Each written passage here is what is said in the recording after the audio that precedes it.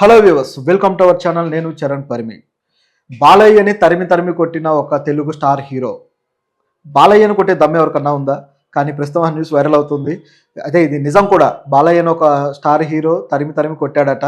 So ఈ news ఇప్పుడు బాగా వైరల్ అవుతుంది కాబట్టి దీని గురించి అసలు ఎవరు కొట్టారు, ఎందుకు కొట్టాల్సి వచ్చింది, బాలయ్యను కొట్టే దమ్ము ధైర్యం అంతగా ఎవరికి ఉంది అనేది మనం ఇప్పుడు చర్చిద్దాం.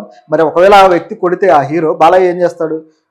ఈ పాటికి ఆయన లేపేసి ఉండాలి, కానీ అది జరగలేదు. ఎందుకంటే ఇది కొంత డిఫరెంట్ విషయం అనమాట. సో దీని గురించి చర్చిద్దాం. బాలయ్య టాలీవుడ్లో ఎంత పవర్ఫుల్ హీరో అందరికీ తెలిసిందే కదా. నిజానికైతే ఆయనే ఎవరైనా ఎక్స్ట్రాలు చేస్తే కొడతాడు, అలాంటి హీరో ఆయన. సో ఆయన కొట్టే దమ్ము ధైర్యం ఎవరికి ఉంది అనేది చర్చిద్దాం. మీకు డౌట్ వచ్చి ఉండొచ్చు. ముఖ్యంగా ఆయన సినిమాల్లో అయితే దుమ్ము లేపేస్తాడు, కనీసం ఆయన మీద ఒక దెబ్బ కూడా పడదు, విలన్స్ని రఫ్ ఆడిస్తుంటాడు. కానీ నిజ జీవితంలో చాలా ఎప్పుడు కూడా తన సహచరులు కానీ అనుచరులు కానీ ఎప్పుడు కూడా వాళ్ళతో ఆప్యాయంగానే ఉంటాడు.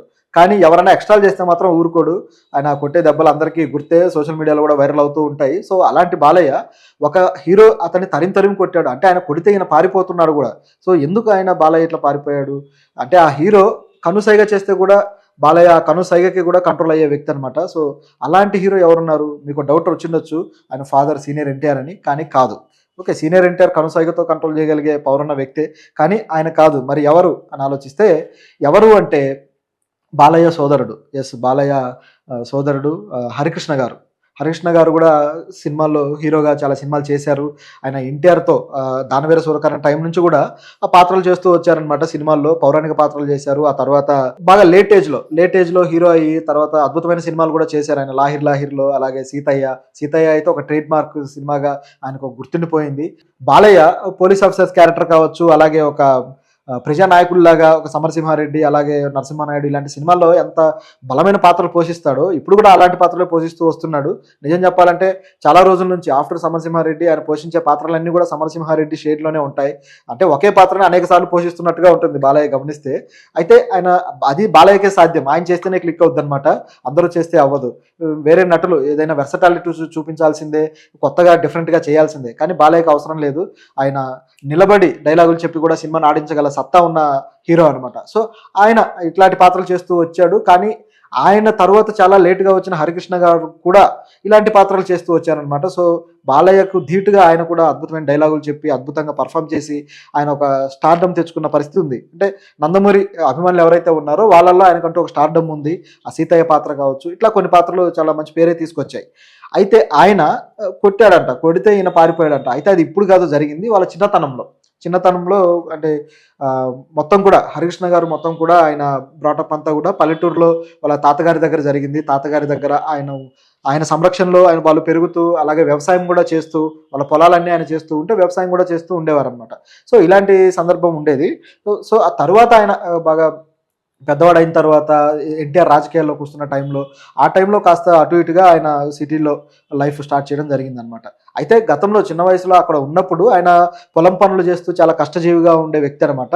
అయితే ఆయన కోపం కూడా కొంచెం ఎక్కువే, ముక్కుసూటి మనిషి, కోపంగా ఉంటాడు. ఆయన సీరియస్గా చూస్తే ఎవరైనా సరే ఇక నోరెత్తేది ఉండదు అని చెప్పేసి ఆయన మీద ఆయన సన్నిహితులు కానీ, అలాగే బాలయ్య లాంటి ఆయన సోదరులు కానీ వీళ్ళందరూ చెప్తూ ఉంటారు. బాలయ్య కూడా ఒక ఇంటర్వ్యూలో ఇప్పుడు అదే చెప్పాడనమాట. ఆయన కనుసైగ చేస్తే కూడా మేము సైలెంట్ అయిపోతాము, ఆయన గట్టిగా మాట్లాడితే ఎవరైనా వినాల్సిందే అనేది ఆయనకున్న ఇమేజ్ అనమాట. హరికృష్ణ గారికి రియల్ లైఫ్లోనే ఒక లీడర్ ఇమేజ్ ఉంది. సో అలాంటి వ్యక్తి ఆయనని బాలయ్యని ఎందుకు కొట్టాడని చూస్తే, బాలయ్య అంటే చిన్నతనంలో, ఆయన చిన్నోడే, ఈయన ఇంకా చిన్నోడు కాబట్టి చిన్నతనంలో పిల్లలతో తన స్నేహితులతో ఆడుకుంటూ వాళ్ళ పొలంలోకి వెళ్ళిపోయి, ఆ పొలంలో ఈ పొలం అంతా నాదే అని చెప్పేసి, ఈ పొలాలన్నీ నావే అని చెప్పేసి ఆయన వీరవిహారం చేయడం హరికృష్ణ గారికి అంట పడింది అనమాట. వీళ్ళేమో పొలంలో ఎండకి వానకి చెమటోర్చి కష్టపడి పనిచేస్తూ ఉంటారు, చాలా చెమటోర్చి పనిచేస్తుంటే, ఇక్కడ మాత్రం బాలయ్య గారు ఏ పని చేయకుండా సరదాగా తిరుగుతూ అలా వచ్చేసి ఈ పొలం అంతా నాది, పొలాలన్నీ నావే అని చెప్పేసి ఆయన చెప్పడంతో అది చూసి హరికృష్ణ గారికి మండిపోయిందనమాట. మేమంతా కష్టపడుతూ ఉంటే, తాతగారు ఇంత శ్రమ చేస్తూ ఉంటే ఈ పొలం విషయంలో, నువ్వొచ్చి ఇప్పుడు ఈ పొలం నాదే అంటావా, ఇదంతా మాదే అంటావా, ఈ పొలం విషయంలో నువ్వు పడిన కష్టం ఏంటి, అసలు నువ్వేం చేసావు ఈ పొలం విషయంలో, చిన్నపాటి శ్రమన్నా నీది ఉందా అని చెప్పేసి హరికృష్ణ గారు బాలయ్యను కోప్పడి ఆయన చేతిలో కట్టె ఉంటే ఆ కట్టె తీసుకొని కొడుతూ ఆయన తరిమాడంట. ఆ విధంగా చాలాసేపు ఆయన కొట్టడం తరవడం జరిగింది. సో దాంతో బాలయ్య పారిపోవడము, తర్వాత ఆయన బాధపడడం, అంటే తను చేసిన తప్పుకి తను రియలైజ్ అయ్యాడు కూడా. తను నా మంచి కోసమే అన్న కొట్టాడు, నా మంచి కోసమే ఇది చేశాడు, లేకపోతే నేనే కష్టం పడకుండా, నేనే కష్టం చేయకుండా వేరే వాళ్ళ కష్టాన్ని నాదిగా చూపించుకొని ఇదంతా నాదే అనడం తప్పు. సో ఆ తప్పుకు నేను తర్వాత రియలైజ్ అయ్యాను. సో అన్న చేసిన పని మంచిదే, మా మంచి కోసమే చేశాడని బాలయ్య చెప్పడం జరిగింది. సో నిజానికి ఇలాంటి సందర్భాలు కూడా ప్రతి కుటుంబంలో ఉంటాయి. ప్రతి కుటుంబంలోనూ పెద్దవాళ్ళు ఉన్నప్పుడు చిన్నపిల్లల్ని ఇట్లా ఏదైనా తప్పులు చేసినప్పుడు కానీ, ఇలాంటి ఏదైనా తప్పుగా ప్రవర్తించినప్పుడు కానీ దండించడం అనేది కొంత అవసరం కూడా.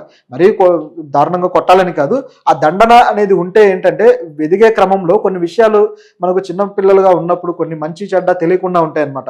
ఏది మంచి, ఏది చెడు, ఏది నైతికంగా మంచి విషయం, ఏది ఆదర్శవంతమైన విషయము, ఏది తప్పుడు విషయం, ఇవన్నీ మనకు చిన్న వయసులో అవగాహనకి రావు. సో ఆ టైంలో పెద్దవాళ్ళు ఉన్నప్పుడు వాళ్ళు అవగాహన కల్పిస్తారు, లేదా ఏదైనా తప్పు చేసినప్పుడు దండిస్తారు. ఈ దండన అనేది అంటే మొక్కై వంగనిది మానై వంగున అని చెప్పేసి సామెత ఉంది కదా, ఆ విధంగా చిన్న వయసులోనే మంచి విషయాలన్నీ నేర్పిస్తే పెద్ద వయసు వచ్చిన తర్వాత ఆ విలువలతోటి ఆదర్శాలతోటి పెరిగే అవకాశం ఉంటుందన్నమాట. ఆ విధంగా తన అన్న తనకు చెప్పాడు, నేర్పించాడు అని చెప్పేసి బాలయ్య గారు అన్నారు. సో ఇది చాలా మంచి విషయం. అయితే ఇదొక్క విషయంలోనే కాదు, హరికృష్ణ గారు అన్ని విషయాల్లోనూ ఇంతే ఖరాఖండిగా చాలా ముక్కుసూటిగా ఉంటారు.